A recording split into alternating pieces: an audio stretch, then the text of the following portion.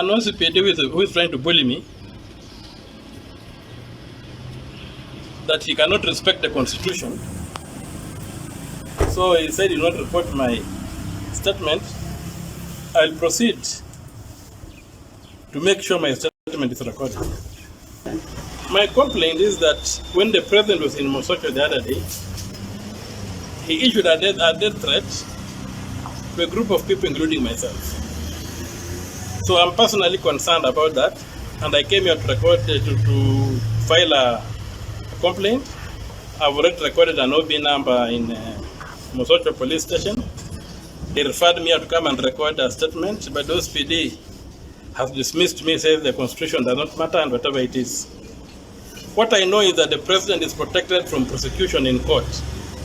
He's not protected from being investigated for criminal utterances. A record that can be used against him after he leaves office. So that's what I'm looking for, to be able to record this issue and to be able to deal with the president according to the law, the way it is. He cannot call me a Mkora. He cannot say he's going to slash me down and others down. That's a death threat. He doesn't have that power. That's the power. He's not immune from the law. Yeah, President was telling me for going to court. We go to court, we challenge some of his policies successfully, and now he's angry.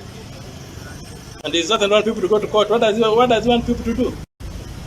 To go to the bush?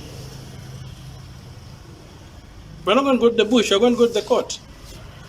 He says he cannot be stopped. The only way he cannot be stopped is if he operates within the law.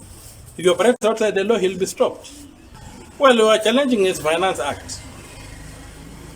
And among the issues that were in the Finance Act was the issue of the housing levy. And he says people are challenging the housing levy, he's going to use the sword he was given and to slash them down. Which means he's going to use the military forces to